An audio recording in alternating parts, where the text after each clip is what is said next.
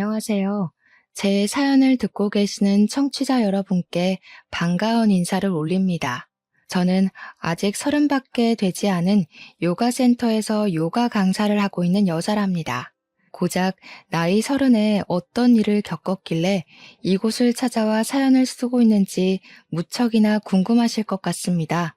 제가 겪은 이야기를 지금부터 하나하나 풀어보도록 하겠습니다. 저의 언니 같은 마음으로 혹은 엄마 같은 마음으로 같이 화를 내주시고 욕을 해주시면서 끝까지 들어주시면 감사하겠습니다. 저는 대학생 시절에 처음으로 요가에 푹 빠지면서 영상과 몸을 돌보는 휴식 시간에 대해 깊게 생각을 하게 되었습니다.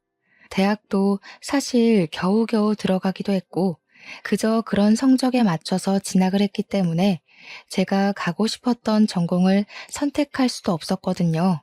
무료한 대학 생활을 하며 학사 경고를 맞기도 했고 동기들이랑 잘 어울리지도 못하고 휴학을 반복했었습니다. 관심이 없는 학과이다 보니 강의 내용도 따라가기 어렵고 저만 자꾸 겉돌게 되니까 자연스럽게 아웃사이더, 소위 말하는 아싸가 되더라고요. 그래도 예쁜 얼굴에 몸매는 열심히 운동으로 가꾸고 있었던 터라 남자 학우들에게 인기는 있었지만 그거 아시죠? 남자인 친구들이 늘어날수록 여자인 친구들에게는 배척을 당하고 미움을 산다는 것을요. 결국 동기들 사이에서 꼬리가 9개 달린 여우라는 소문이 나기 시작했고 대다수의 여학우들이 저랑 어울려 다니기 싫어한다는 걸 알게 된 남자 학우들도 슬슬 저를 피하기 시작했습니다. 저는 사실 뜬 소문이었던 터라 너무나도 억울했지만 사실 학교 자체에는 그다지 미련이 없었기 때문에 그런가 보다 하고 신경 안 쓰려고 노력했죠. 그때마다 저를 달래준 건 친구도 술도 유흥도 아닌 바로 요가였습니다. 학교에 다니는 동안에는 그냥 취미처럼 즐기다가 교양 수업으로 학점을 겨우겨우 맞춰 대학을 졸업한 이후에는 제대로 배우기 시작했습니다. 몸도 가벼워지고 자연스럽게 몸매의 라인도 살고 다이어트는 당연하고요. 요가는 제 인생이나 다름없는 운동으로 자리를 잡게 되었습니다. 요가가 되게 정적인 운동 같다고 생각하실 텐데요. 사실 종류가 진짜 다양한 운동이거든요. 하타, 아시탄가, 빈야사 같이 요즘 유행하는 플라잉 요가까지 저는 모든 요가를 안 해본 게 없을 정도로 빠삭하게 외웠습니다. 아시탄가는 한 번 하면 땀으로 온몸이 흠뻑 젖을 정도로 격정적인 운동이기도 하고요. 제가 말로 100번 설명해봐야 한 번 운동해 보시는 게 좋을 테니 동네에 요가 센터가 있다면 꼭 한번 해보셔요. 아무튼 저는 즐겁게 요가를 했고 강사님의 추천으로 강사 자격증도 취득을 했고 본격적으로 강사로서 일을 시작하게 되었습니다. 처음에는 센터 강사로 일하기엔 경력이 너무 부족해서 헬스장에 취직을 하게 되었어요. 헬스장에 보면 사이드 프로그램으로 필라테스도 하고 요가도 하고 많은 것들이 있잖아요. 그 강사로 취직을 하게 된 거죠.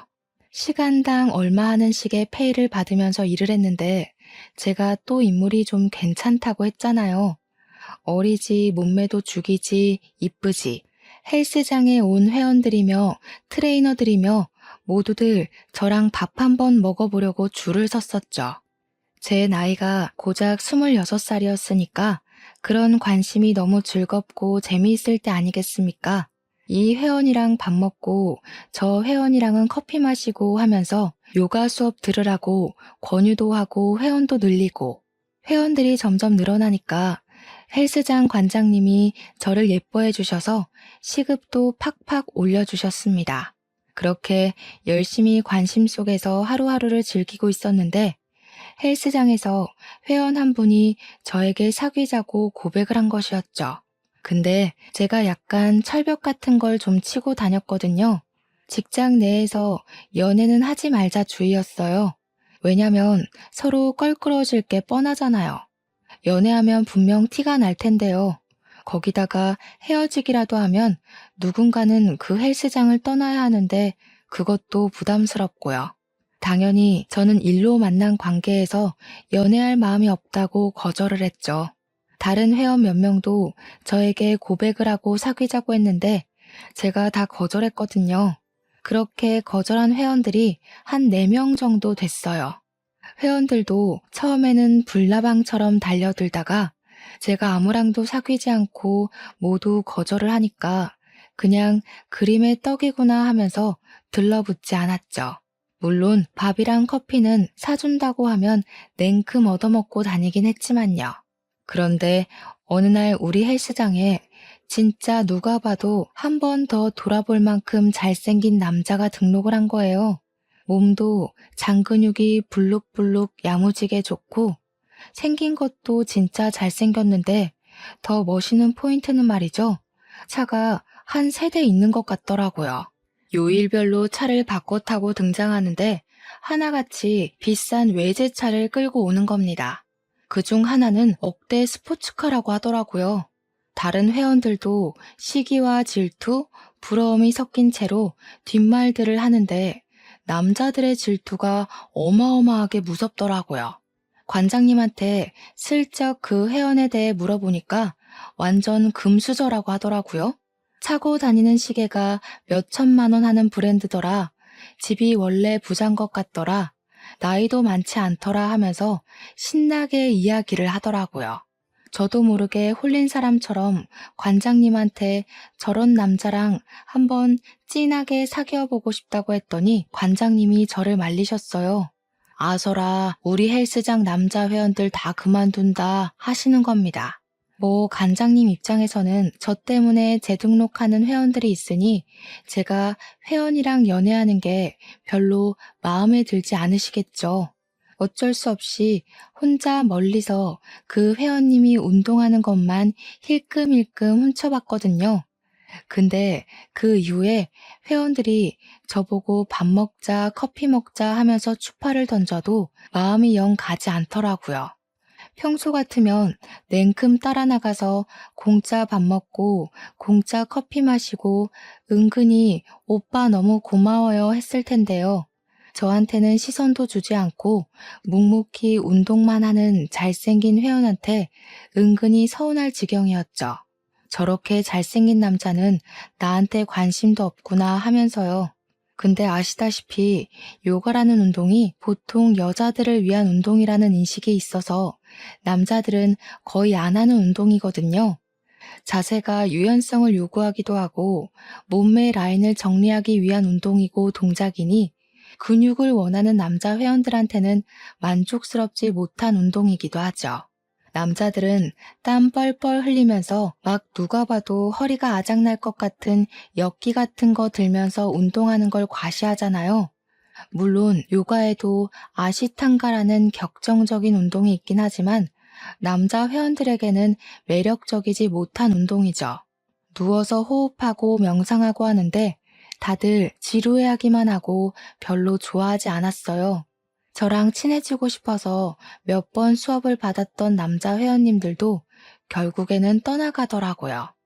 아무튼 제가 제일 한가한 타임이 오후 9시 타임이거든요. 이때 보통 주부들은 집에서 아이들을 돌봐야 하는 시간이고 젊은 회원님들은 술 마시러 떠나는 시간이라서요. 저의 마지막 타임이기도 하고 끽해봐야 한두 명 정도 수업을 신청하면 일부러 8시 타임으로 옮겨놓고 빨리 퇴근해버려요. 관장님도 그 정도는 눈 감아 주시고요. 근데 그 금수저 회원님께서 덜렁 9시 요가를 신청해 주신 거 있죠? 더 신이 났던 건 9시 타임에 금수저 회원님 말고 다른 분들은 아무도 신청을 안 했더라고요. 평소 같으면 8시 타임으로 당기고 1시간 일찍 하는 퇴근을 꿈꿨을 텐데 제가 이런 절호의 기회를 놓칠 수 없죠. 일부러 9시까지 기다렸다가 완전 1대1 맞춤 수업으로 요가를 했어요. 어떻게 해서든지 흥미를 주고 싶은 마음에 어려운 동작들은 피하고 PT랑 비슷한 동작들로 커리큘럼을 수정해서 맞춤형 운동을 보여드렸죠. 1시간이 너무 순식간에 사라지고 수업이 끝났는데 저한테 요가가 이렇게 격정적인 운동인지 몰랐다고 생각보다 너무 재밌다고 해주셨어요. 처음으로 금수저 회원님과 말을 섞게 된 것이었는데 정말 목소리도 완전 중저음으로 좋더라고요. 와, 이 남자 진짜 인기 많겠다. 나 같은 건 넘볼 놈이 아니었구나 싶어서 한편으로는 슬프기도 했고요. 별다른 말 없이 안녕히 가세요 하고 퇴근할 준비를 하려고 하는데 회원님께서 저에게 다시 말을 걸어오셨습니다. 혹시 이 수업 시간에 사람이 없나요? 하시길래 양심에 좀 찔리긴 했지만 그렇다고 대답을 했죠. 그러니까 오늘 수업을 받아보고 요가에 흥미가 생겼다면서 혹시 1대1 수업도 가능하냐고 물어보시더라고요. 제가 1대1 개인 레슨을 하긴 하는데 아무래도 단체 수업은 헬스장 프로그램에 포함된 가격이라 좀 저렴하고 1대1은 비싸거든요. 거기다가 시간도 오전 타임에 1대1 수업을 진행하고 저녁 타임은 단체 수업으로 진행한단 말이죠. 저녁 타임에 해야 오는 회원님들도 많아서 수업 분위기도 훨씬 흥분되거든요. 1대1 수업을 원하시면 시간대는 언제가 좋으시냐고 물어보니까 저녁 9시 타임이 딱인 것 같다고 하시더라고요.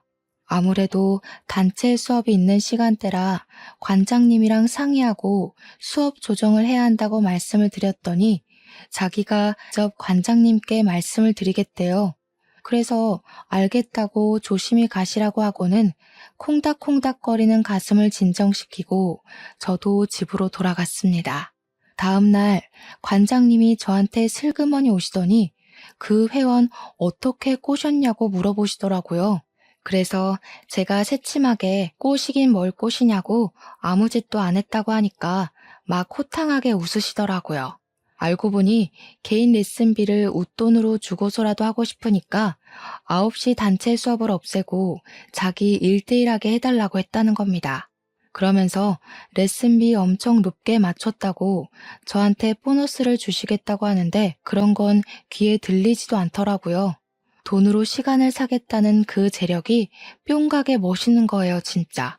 관장님이 제가 멍한 표정으로 이야기를 듣고 있으니까 넌지시 연애를 하고 싶으면 다른 회원들 모르게 하라고 하시더라고요. 아무래도 회원들 재등록에 영향을 끼치긴 하니까 알겠다고, 근데 그럴 기미는 사실 안 보인다고 대답했죠. 그 다음 날부터 진짜로 밤 9시에 금수저 회원님과 1대1 수업을 시작하게 되었습니다. 보통의 개인 레슨은 일주일에 2번 혹은 3번 정도 하는데 주 5일 내내 하고 싶다고 말씀을 하시더라고요. 처음 그 이야기를 했을 때 나한테 관심이 있나? 했는데 저를 그렇게 붙잡아 둔 것 치고는 정말 수업 내내 잡소리 하나 없이 요가만 했다는 게 함정이었습니다. 아시탄가 하다가 지루할 것 같아서 하타도 하고 빈야사도 하고 했더니 이렇게 다양한 요가가 있는지 몰랐다며 즐거워하시더라고요. 요가를 하면서 은근히 터치도 이루어지고 요가복이라는 게 솔직히 몸매가 확실히 드러나는 옷이잖아요. 근데 꿈쩍을 안 하더라고요. 약간 못 꼬신 남자가 없었던 인생에 처음으로 벽이 느껴져서 자존심이 상하기도 했습니다. 그렇게 한 3수일쯤 지났나? 제가 회원님에게 질문을 하게 되었죠. 회원님, 이번 달 수업은 일주일 남았는데 다음 달에도 재등록하실 건가요? 하니까 네 하시더라고요. 그래서 제가 농담이랍시고 혹시 요가 강사 하려고 하시는 거냐고 매일같이 이렇게 열심히 하시는 분은 이 헬스장 다니면서 처음 본다고 했죠. 그러니까 저한테 요가 강사가 꿈은 아닌데 재미가 있어서 하는 거라고 하시더라고요. 그래서 네, 알겠습니다. 다음 달에도 연장하시는 걸로 알게요. 하고 1대1 요가를 쭉 이어나갔죠. 그렇게 강습한 지 3개월이 꽉 찼어요. 그동안 관장님은 덕분에 레슨비로 돈 많이 벌게 되었다고 인센티브까지 팍팍 주셨습니다. 3개월을 내리 매일매일 요가 수업을 하다 보니까 이제 동작도 뭐 더 나아갈 게 없더라고요. 곧잘 따라하시기도 하고 수업이라는 게 좀 돌려막기식으로 진행되다 보니까 제가 양심에 찔리는 수준까지 갔어요. 저야 돈 벌면 좋긴 한데 저한테 관심이 하나도 없고 수업만 열심히 듣는 열성 회원을 등쳐먹는 듯한 기분이 들어서요. 3개월 수업이 종료되는 날 말을 했죠. 이제 동작 다 알고 계시니까 혼자 하셔도 충분하실 것 같다고요. 제가 뭐 더 교정해 드릴 부분도 없는 것 같고 동작 맞춤 요가 음악이 필요하시면 따로 보내드리겠다고 나름 친절을 베풀었습니다. 그러니 금수저 회원님께서 저를 빤히 보시면서 그러더라고요. 저 동작 한 달 만에 다 외웠는데요. 라고요. 순간 무슨 의미인가 이해가 안 돼서 속으로 그래서 어쩌라고가 튀어나왔지만 그냥 웃고 말았죠. 칭찬은 고래도 춤추게 한다니까 그런 것 같다고 너무너무 잘하시더라. 앞으로 혼자 하셔도 될 것 같다. 꾸준하게 하시면 라인이 더 살아날 거다 했죠. 그러니까 그분이 저한테 제가 불편하세요? 하고 물어보시는 겁니다. 불편할 리가 있나요? 이 잘생긴 얼굴을 오래오래 보고 싶은 마음이라고 말하고 싶었지만 꾹 참았죠. 솔직하게 이야기하는 게 좋겠다 싶어서 불편한 건 아니지만 제가 양심에 좀 찔린다고 이야기를 했어요. 다 아시는 동작들이고 저 없어도 충분히 가능하실 텐데 그 비싼 돈 주고 저는 고작 옆에서 같이 운동해 드리는 거밖에 못하지 않냐고요. 그러니까 회원님이 피식 웃으면서 자기는 저랑 같이 운동을 하고 싶어서 강사님의 시간을 돈 주고 산 거라고 하더라고요. 헐, 순간 이게 뭐야? 그린라이트인가?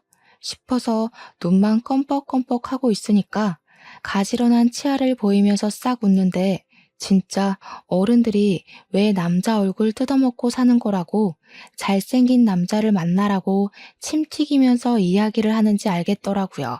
세상에 잘생긴 남자를 보면 머리끝까지 차오른 화도 쑥 가라앉는다는 말이 실감이 났어요.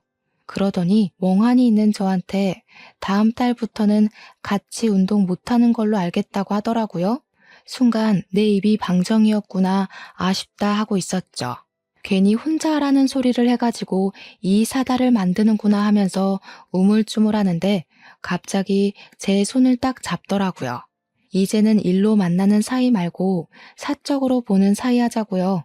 순간 제 심장이 저 지하 주차장까지 내려갔다가 다시 올라온 듯한 기분을 느꼈습니다. 저도 모르게 너무 좋아서 푼수처럼 고개를 막 끄덕였어요. 아, 그때 좀 새침하게 굴었어야 했는데 말이죠. 아무튼 그날 뒷정리를 하고 씻고 나왔는데 저를 기다리고 있더라고요. 같이 나가자고요. 어차피 금수저 회원님이 마지막 회원이었고 헬스장에도 사람이 드문드문 있어서 같이 나왔습니다. 집까지 데려다 주겠다고 하길래 이대로 헤어지기는 아쉬워서 혹시 배는 안 고프냐고 물어보니까 자기는 몸을 만드는 중이라 저녁 6시 이후에는 금식하는 중이라고 하더라고요. 아쉬워서 아, 네 하고 대답을 하고 집 주소를 불렀더니 저한테 밥은 안 먹어도 커피는 마신다면서 커피를 마시러 가자고 하더라고요. 완전 밀당의 고수가 아니겠습니까? 냉큼 좋다고 고개를 끄덕였죠. 카페에 도착해서 저는 달달한 케이크를 먹고 회원님은 커피를 마시는데 저한테 그런 단 거 먹고도 살이 안 찌는 거냐고 물어보시더라고요. 운동을 오래 해서 그런지 기초 대사량이 높아서 괜찮은 것 같다고, 그리고 여자는 적당히 볼륨감도 있어야 하지 않겠냐고 너스레를 떨었습니다. 그날 카페에 앉아서 2시간 넘게 대화를 나눴어요. 나이도 저보다 4살 연상이라는 것을 알았고 증권회사에서 억대 연봉을 받으며 일을 하는 증권회사원이라는 것도 알게 되었죠. 집까지 그 비싼 차로 데려다주고 조심히 가라고 인사를 하는데 저한테 입을 맞추더라고요. 제가 놀래서 헉 소리를 내니까 앞으로 우리 이제 사귀는 거다 하면서 가더라고요. 그렇게 남자친구가 생겼습니다. 당연히 헬스장에서는 비밀로 하기로 하고 사귀기 시작했지만 그게 쉽게 숨겨질 리가 없지 않겠습니까? 관장님이 먼저 눈치를 채고는 절대 다른 회원들에게는 비밀로 해달라고 신신당부를 하시길래 약속까지 걸었습니다. 근데 글쎄 남자친구랑 저랑 한 3개월을 경찰과 도둑마냥 숨어서 만나고 있다가 제가 퇴근하는 시간에 맞춰 헬스장 밑에서 저를 기다리고 있었던 어느 날이었어요. 제가 보이자마자 주위에 아무도 없는 걸 확인한 뒤 뽀뽀를 하고 차에 올라타서 집으로 향했단 말이죠. 분명 두리번거리며 확인했을 때 아무도 없었는데 그 장면을 목격한 회원님이 있었던 거예요. 하필이면 저에게 선물 공세도 하고 밥도 사주고 3번이나 고백했다가 차인 회원님이었던 거예요. 다음날 관장님을 찾아가서 제가 자기를 가지고 논 게 틀림없다면서 헬스장에 있는 회원님들에게 다 들리게 큰 소리로 난리를 쳤습니다. 거기다가 저한테 차인 인간들한테도 다 소문내가지고 그 사람들끼리 똘똘 뭉쳐서 관장님을 찾아간 거죠. 회원 관리를 이딴 식으로 해도 되는 거냐고, 불려우 같은 게 헬스장 물 다 흐리고 있다면서 당장 자르라고 했대요. 아니, 제가 누구를 만나든 말든 자기들이 무슨 상관인지 그땐 진짜 너무 억울하고 화가 나더라고요. 제가 뭐 마음에 들지 않아도 받아먹었으면 한 번은 만나야 되는 법이라도 있나요? 관장님이 저한테 일주일 정도 휴가라고 생각하고 쉬다 오라고 그때까지 정리될 인간들은 다 떠날 거라고 하더라고요. 너무너무 죄송했기에 그럴까 싶긴 했지만 솔직히 제가 왜 피해야 하는지 모르겠더라고요. 무서울 것도 없고 쭉정이 같은 놈들 때문에 제가 피하면 소문만 더 더럽게 날 것 같았고요. 피할 이유 없다고 그냥 출근하겠다고 하고 나갔는데 제가 요가실에 들어서자마자 저한테 차였던 인간들이 줄줄이 소시지처럼 들어오더라고요. 저한테 꽃뱀이냐고 막 삿대질하면서 이야기를 하는데 기가 막혀서 제가 무슨 소리들 하시는 거냐고 뾰족하게 대꾸했죠. 그러니까 자기들이랑 밥 먹고 커피 마시고 살랑살랑 굴더니 연애는 돈 많고 잘생긴 놈이랑 하는 거 아니냐고. 관장님이 정리될 때까지 성격 죽이고 참으라고 했는데 저런 소리를 듣고 어떻게 참겠습니까? 바로 그냥 질러버렸죠. 그러면 회원님들이 잘생기고 돈이라도 많던가요? 자기들 능력 안 돼서 저 하나 꼬시지도 못해놓고 이게 무슨 자격지심이람? 제가 좋아하는 사람이랑 연애를 하겠다는데 왜 감나라 배나라 하세요? 제가 커피 사달랬어요? 밥 사달랬어요? 먼저 사주겠다고 나가자고 하더니 왜 저를 꽃뱀으로 만들어요? 근데 하필 그 타이밍에 요가 수업 들으러 왔던 아주머니 회원님 한 분이 그걸 들었던 거죠. 그 아줌마 입이 진짜 촉새였거든요. 남자 여럿이 와서 따지고 드니까 이리저리 소문을 이상하게 낸 거죠. 제가 이 남자 저 남자 다 꼬시고 다니다가 결국에는 잘생긴 금수저 물어서 한몫 챙기려고 판을 짰다고요. 와, 진짜 제가 지나가기만 하면 다들 수근수근 거리는데 속상해서 눈물도 몇 번 흘렸어요. 그때 제 남자친구가 그러더라고요. 이런 데서 고생하면서 일하지 말고 자기랑 결혼하자고요. 연애한 지 고작 3개월 지났는데 결혼이라니 상당히 오버하는 것 같고 너무 섣부른 판단이라 느껴지시죠? 근데 그때는 그런 거 생각할 겨를이 없었어요. 이미 이 사람에게 푹 빠져 있었고 결혼하자는 그 말 자체가 구원처럼 들렸거든요. 저는 바로 결혼하겠다고 대답을 했습니다. 저는 헬스장을 그만두게 되었고 본격적인 결혼 준비에 돌입을 하게 되었습니다. 우리 집에서는 금융권에서 일하는 억대 연봉을 받는 사위가 싫을 리가 없죠. 거기다가 집도 완전 금수저 집안이었으니까요. 오히려 집안 격차가 심하게 나는 것 같다면서 우리 딸이 무시당하고 고생할까봐 걱정이 되어 시집을 보내도 될지 말지 고민이 된다고 하셨습니다. 우리 예비 신랑이 부모님 손을 잡고 절대로 힘들게 하지 않을 거라고 걱정하지 마시라고 신신당부를 했습니다. 결국에는 번지르르한 우리 예비 신랑의 얼굴에 홀라당 넘어간 부모님은 결혼을 허락해 주셨습니다. 시댁에도 자연스럽게 인사를 드리러 갔는데 진짜 집에 도착하고 나서 깜짝 놀랐어요. 강남에 엄청 비싸다고 늘 집값 순위에 오르락내리락 하는 주상복합에 사시더라고요. 연예인 누가 살더라, 정치인 누가 살더라 하면서 저 주상복합에 살아보고 싶다 하는 사람들이 있을 정도로 입에 오르는 곳이었습니다.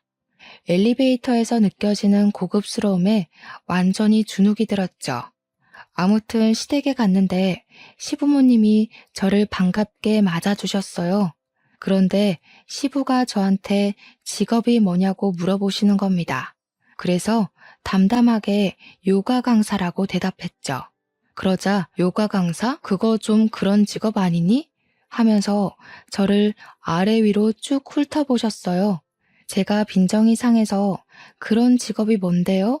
하고 다시 물었더니 시모가 나서서 말려주셨어요. 기분 나빴으면 미안하다. 너네 시아버지 될 사람이 고지식한 사람이라서 그래.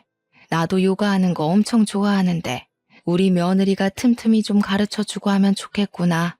나이를 먹어서 그런지 요가 같은 거 하면 스트레칭도 되고 좋더라고. 시모가 살갑게 웃으면서 이야기를 해주시니까 저는 신이 나서 좋다고 대답했죠.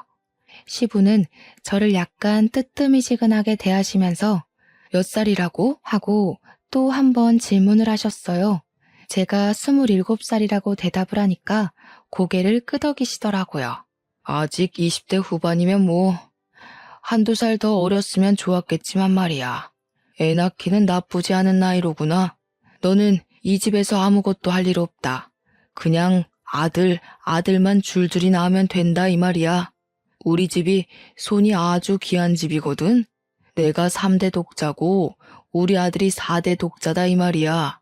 네가 아들을 하나 낳아주면 차를 바꿔줄 거고 둘을 낳으면 강남에 집을 떡하니 사줄 거고 셋을 낳아오면 내 건물을 하나 증여해주마. 저는 그 말에 입을 떡 벌렸습니다. 아들만 낳아오면 된다는 말을 귀에 딱지가 앉을 정도로 들었어요. 그리고 결혼식도 정말 연예인 부럽지 않게 성대하게 올렸습니다. 집안의 4대 독자가 결혼을 한다는데 다른 집안에 얕보이면 안 된다고 하시면서 드레스도 해외에서 공수해온 드레스로 맞춰주셨고요. 식대가 1인당 18만 원이나 하는 누구나 알 법한 호텔에서 결혼식을 올렸습니다. 신혼집은 남편이 혼자 살고 있었던 집에 몸만 쏙 들어갔습니다. 저희 집에서 혼수를 바꿔주시겠다고 했는데 남편이 싹 거절했어요. 신제품으로 바꾼 지 얼마 안 됐다고 집안 살림 다 바꾸면 돈 낭비하는 거라고 나중에 노후 자금 쓰시라고 하더라고요. 하나하나 배려해주는 남편의 말에 우리 가족들 모두 감동을 받았죠. 저는 결혼을 한 이후에 요가 강사 자리를 포기하지 않았고 재빨리 헬스장에서 일했던 경력을 토대로 요가 센터를 돌면서 면접을 보았습니다. 어쨌든 사회에서 예쁜 얼굴은 모든 일에 플러스 되는 요인이기도 하죠. 저는 바로 취직을 할 수 있었고 꽤 큰 센터에서 일을 하게 되어 월급도 매우 괜찮은 수준으로 협의를 보게 되었습니다. 남편에게도 취직을 했다고 자랑을 하니까 갑자기 버럭하더라고요. 아버지 말씀 뭘로 들은 거냐고. 우리 빨리 임신을 해야 하는데 대뜸 취직이 무슨 소리냐고요. 아직 27살밖에 되지 않았으니까 하루빨리 자식들 줄줄이 낳고 나면 몸 회복도 빠를 거고 출산 후에 요가 강사해도 되지 않냐고 하더라고요. 출산하면 여자 몸이 얼마나 망가지는데 하루아침에 요가 강사 일을 할 수 있겠습니까? 거기다가 제 친구들 중에는 시집간 친구들이 하나도 없는데 혼자 애까지 낳으면 제가 얼마나 외롭고 쓸쓸하겠어요.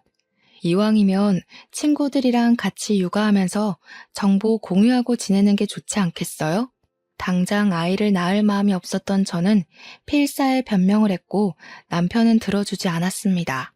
어차피 다 도움이 있어서 키울 거고 아들만 낳으면 전적으로 시부모님께서 다 케어를 해주실 테니까 아무 걱정하지 말고 임신만 하면 된다고요. 남편은 그렇게 통보를 한 이후에 신혼생활을 즐길 마음이 정말 없는 건지 피임을 하지 않았습니다. 자녀 계획은 부부가 같이 세워야 한다고 생각했지만 제가 남편을 너무나도 사랑했던 터라 그냥 남편 말대로 하자고 생각하고 말았죠. 그렇게 결혼 한 달 만에 몸이 약간 피곤하다는 것을 느꼈고 미열도 느껴지고 어질어질한 기분이 들어서 이상하다 생각했죠. 피임을 하고 있지 않았으니까 혹시 임신일까 싶어서 테스트기를 했는데 정말 두 줄이 떡하니 뜨는 게 아니겠습니까? 저는 너무 놀라서 산부인과에 당장 달려갔고 아기 집이 보인다고 임신이라는 이야기를 들었습니다. 하지만 너무 초기라서 제대로 보이는 것이 없으니 1, 2주 뒤에 다시 와서 보는 게 좋겠다는 이야기를 들었죠. 제가 그때는 요가 센터에서 일을 하고 있었기에 당장 수업이 너무나도 걱정되더라고요. 인계를 받을 수 있는 강사가 없어서 센터에는 임신 소식을 알리긴 했으나 한 달 동안 사람을 구하는 기간을 드리고 일을 해주겠다고 약속했습니다. 그런데 그게 문제였을까요? 임신 7주 차에 그만 계류 유산이 되고 말았던 것이죠. 저는 고 싶지 않았습니다. 의사 선생님은 친절하게 설명을 해주셨어요. 계류 유산이 된 건 산모의 탓이 아니라고도 하셨죠. 아기 집이 보이긴 하지만 태아가 보이지 않는다고 하시며 놀란 저를 토닥여 주셨습니다. 계류 유산은 누구나 겪을 수 있는 일이고 산모님 회복이 가장 중요한 거라고 저에게 마음의 상처를 너무 받지 말라고 하셨어요. 임신했다는 소식을 설레발치며 양가에 다 말을 해뒀었는데 시부모님은 바로 실망을 하셨고 남편은 저에게 일을 빨리 그만두라고 했습니다. 몸을 회복해야 했기에 한 달을 다 채우지 못하고 유산 소식을 전하며 퇴직을 할 수밖에 없었죠. 시부는 저에게 요가를 했다고 해서 자궁이 튼튼한 줄 알았는데 요가한답시고 나가서 딴짓을 하고 온 건 아니냐고 비수를 꽂으셨어요. 시모는 그런 시부를 나무라며 초기엔 그런 일이 많으니까 앞으로는 조심하면 되는 거라고 그런 소리 하지도 말라고 제 편을 들어주셨습니다. 저는 소파 치료술을 했고 다행히 나이가 어려서 그런지 몸은 빠르게 회복이 되었습니다. 남편은 산부인과에 쫓아와서 임신 준비를 언제부터 다시 시작하는 게 좋겠냐고 의사 선생님께 묻더라고요. 의사 선생님은 남편을 쓱 쳐다보더니 산모 몸이 안정되었다 느껴지면 준비를 하시라고 하며 저에게 영양제를 이것저것 권하셨습니다. 남편은 모조리 다 달라고 했고 엽산과 철분제 비타민 같은 것들을 먹으면서 다시 새롭게 임신 준비를 하자고 했죠. 저는 남편의 집착과 같은 감시 아래에서 매일같이 영양제를 하루에 3번씩 먹어야 했습니다. 하루는 제가 너무 지쳐서 이렇게까지 해야 되는 거냐고 물었더니 다 우리 부부 좋자고 하는 일이라고 하더군요. 어릴 때부터 아들 노래를 불렀던 집안에 아들을 안겨드리는 것만큼 효도가 어디 있겠냐고요. 그러면서 너도 하나만 낳으면 차 사준다고 하지 않았냐고 외제차 끄는 사모님 하고 싶지 않냐고 빨리 임신하자고 하더군요. 저는 울며 겨자 먹기로 매일같이 영양제를 먹어야 했고 정확히 유산한 지 6개월 만에 2번째 임신을 하게 되었습니다. 근데 제 나이가 1살 더 먹어서 28살이 되었잖아요. 1살 더 먹었다고 시댁에서 난리가 난 거죠. 하루라도 빨리 애를 낳아야 한 명이라도 더 낳을 수 있는 거 아니냐고 하면서 저를 엄청 쪼아댔습니다. 그때 마침 임신을 한 사실을 알게 되었고 이번에는 아기 심장 소리까지 확인을 할 수 있었습니다. 하지만 한번 유산을 겪었던 터라 마음의 불안은 가시지 않았고 남편에게 우리 임신 3, 4개월이 될 때까지 비밀로 하자고 했죠. 그리고 제가 임신 16주를 맞이했을 때 배가 볼록 나오기 시작했고 아이의 성별이 아들이라는 것까지 확인하게 되었습니다. 남편과 저는 병원에서 주책맞게 눈물을 흘렸고 바로 시댁으로 찾아가 임신 16주고 아들이라는 것을 말했습니다. 그러자 시부가 저한테 역시 우리 며느리라면서 인정이라고 저한테 차를 사주시겠다고 하시는 겁니다. 떨리는 마음에 비싼 외제차 계약까지 딱 하고 집으로 돌아왔죠. 그렇게 태교에만 집중을 하며 지냈는데 임신 20주에 아이가 또 유산이 되고 말았습니다. 원인을 정확하게 알 수 없다고 하더라고요. 단지 제 자궁이 약하고 갑상선 기능에 문제가 있어서 그런 것 같다고 했어요. 당연히 시부는 목덜미 잡고 쓰러지고 우리 남편 또한 망연자실하더라고요. 무엇보다 가장 슬픈 건 저였습니다. 우리 아이 태명도 붕붕이로 지었는데 시부가 붕붕이가 태명이니 붕붕 떠난 것 아니냐고 차 계약도 바로 취소해버리셨어요.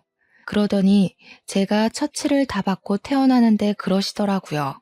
너 혹시 담배 피우냐? 아기 가지고 술 먹고 춤추고 논 거 아니지?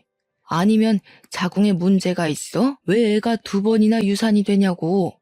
갑상선 기능에 문제가 좀 있다고 하더라고요. 자궁도 2번의 유산을 겪으면서 많이 약해졌다고 하더라고요. 이런 쓸모없는 계집애 같으니라고. 나이가 어려서 애는 많이 낳겠거니 싶어서 부족한 년 받아줬더니. 그래서 너 임신을 할 수 있다는 거야, 없다는 거야? 남편이 한숨을 푹푹 쉬면서 병원에서 하는 말이 제 갑상선 기능이 많이 저하되어서 약물 치료를 해야 한다고 했다 말했어요. 이게 호르몬제가 투여되는 거라 치료가 끝날 때까지는 임신을 하면 안 된다고 했다고 말을 전하니까 시부 얼굴이 빨개지더라고요. 사람이 열이 받아서 혈압이 오르면 얼굴이 그렇게까지 빨개질 수 있구나 하는 걸 알았죠. 저한테 어쩔 거냐며 소리치시는데 제가 죄인이 된 기분이더라고요. 그러더니 시모가 저를 달래주면서 집에 가서 이야기를 하자고 온 가족을 끌고 시댁으로 향했습니다. 차 안에서도 고개를 들지 못하고 가만히 있었죠. 정말 제가 무슨 줄에 묶여서 끌려가는 기분이었어요. 한참을 다들 말없이 그러고 앉아서 시부의 한숨 소리만 듣고 있었습니다. 저는 그 공기가 너무나 답답해서 딱 미치기 일보 직전이었습니다. 그런데 믿었던 시모의 입에서 상상을 초월하는 말이 터져나왔습니다. 속은 좀 상하겠지만 너네 이혼시킬 마음은 없고 우리 집이 손이 귀한 집이라 아이는 꼭 낳아야 한단다. 네 치료가 얼마나 길게 이어질지도 모르는 거고 약물 치료하다가 애가 들어서면 애가 안녕 못할지도 모르고 그래서 말인데 요즘도 대리모라는 게 있더라. 그게 무슨 말씀이세요? 대리모라뇨? 지금 바깥에서 사생아를 낳아오라는 그런 말씀이신 거예요? 그러니까 시부가 대뜸 시모한테 말 잘했다 하면서 그러더라고요. 바깥에서 나오는 게 어디가 어때서? 우리 때는 다 그랬다. 네 몸이 멀쩡했으면 이럴 일도 없잖아. 다 네 잘못이니까 수긍하고 우리 아들이 나오는 핏줄 받아다가 네 자식처럼 잘 키워. 순간 머리가 멍해지는데 남편이 제 손을 꼭 잡으면서 말을 하더라고요. 부모님의 뜻이 그렇다는데 자식으로서 당연한 도리는 하고 살아야 하지 않겠냐고요. 아이를 원하신 게 하루 이틀이 아니니 우리가 받아들이자고 하는 겁니다. 아니, 그걸 지금 제 손을 꼭 잡고 할 말입니까? 이게 말이나 되는 소리인지 저는 남편의 손을 확 뿌리치고 남편에게 결혼할 때 받았던 1캐럿짜리 다이아 반지를 거실에 탁 내려놨습니다. 이혼하겠습니다. 대리모라뇨? 차라리 재혼을 하라고 하세요. 그러니 시부가 활짝 웃는 게 아니겠습니까? 잘 생각했다. 네가 아주 대찬 성격이구나. 구질구질하게 굴 것 같아서 대리모 이야기를 꺼낸 건데 이혼을 하겠다고 하니까 오히려 잘 됐어. 내가 위자료는 섭섭지 않게 주마. 그러더니 미리 준비라도 하고 있었던 건지 서랍에서 이혼 서류를 꺼내더니 도장 찍으라고 하더라고요. 통장으로 위자료인 셈 치고 5천만 원 보내줄 테니까 걱정하지 말라고 그 정도면 섭섭지 않지 않냐고. 그날 정말 깊은 배신감에 치가 떨리고 정신까지 나가버려서 도장을 바로 찍어주었습니다. 도장 찍자마자 제 앞에서 5천만 원을 제 통장으로 송금해 주더군요. 너무 억울하고 속이 상해서 울면서 친정으로 갔더니 부모님이 걱정하면서 물어보시길래 솔직하게 다 말했습니다. 우리 부모님도 정신 나간 것들 아니냐고 쌍놈의 집안이라고 욕을 하면서 그런 집안을 대이어서 뭐하냐고 소리를 치시더군요. 신혼집에서는 정말 제가 몸만 들어갔던 거라 가지고 나올 짐도 없었습니다. 옷 몇 개 있던 것도 칼같이 친정으로 택배 보내놨더라고요. 저는 정신을 차리고 바로 갑상선 치료에 돌입했고 약물 치료를 하며 구직 활동을 했습니다. 다행히도 꽤 큰 체인을 가지고 있는 요가 센터에 취직을 하게 되었고요. 몸을 돌보면서 운동을 병행하고 있었는데 이혼한 지 3개월쯤 지나서 예전 헬스장 관장님께 연락이 온 겁니다. 너 이혼한 거 진짜야? 어떻게 하셨어요? 어디 말도 안 했는데. 야, 네 전 남편 우리 헬스장 다시 등록했어. 여기 여자 트레이너랑 사귄다고 하더라. 어찌나 뻔뻔한지 여기 회원님들이 그 소문 다 알고 쳐다보는데도 꿋꿋하게 둘이 하루 종일 붙어 있는다니까. 그래서 저는 그냥 관심 없어요 하고 끊었습니다. 어떻게 이혼한 지 3개월 만에 새 여자친구랑 하하호호 할 수 있는지 저는 이렇게나 아픈데 말이죠. 그렇게 시간이 흐르고 흘러 1년쯤 지났을 때였습니다. 저는 갑상선 치료를 무사히 끝마쳤고 건강도 예전처럼 좋아졌습니다. 요가 센터에서 자리도 잡았고 전 남편도 완전히 지워버린 채 잘 살고 있었는데 관장님이 갑자기 연락 와서는 그 둘이 결혼을 했다고 하는 겁니다. 저한테 왜 이런 소식을 전해주시냐고 그만하시라고 하니까 관장님이 더 충격적인 이야기를 하셨어요. 아니, 근데 그게 끝이 아니야. 걔네 이혼도 했다? 벌써요? 왜요? 불임이래. 헐, 그 여자가 임신 못하니까 또 이혼시킨 거예요? 무슨 소리야. 네 전 남편이 불임이란다 글쎄. 왜 여자 트레이너랑 사귀면서 둘이 운동 죽어라 했다고 했잖아. 그때 근육을 더 키우면 멋있겠다는 트레이너 말에 스테로이드성 약물을 생각 없이 복용했다고 하더라. 이게 적당히 하면 괜찮은데 과하게 맞은 건지 정자 기능에 문제가 생겨서 불임됐다고 하대? 그러면서 벌 받은 거라고 저한테 꼭 이 사이다 소식을 전해주고 싶었다면서 안부 조금 물어보고 끊으시더라고요. 정말 대박이지 않나요? 4대 독자니 뭐니 하더니 결국 불임으로 끝이 나다뇨. 이게 다 자기 업보지 않겠습니까? 2번 유산했다고 대리모 운운하더니 결국 벌 받은 거죠. 관장님도 나중에 문자로 저한테 속 시원하지 않냐고 어쨌든 행복하게 잘 살라고 하시더라고요. 저는 완벽한 결말에 기분이 날아갈 듯 좋아졌습니다. 이래서 사람 앞길은 모르는 거라고 하죠. 그 이후에 어떻게 알게 된 것인지 제가 일하는 요가센터 앞으로 전 남편이 딱 한 번 찾아왔습니다.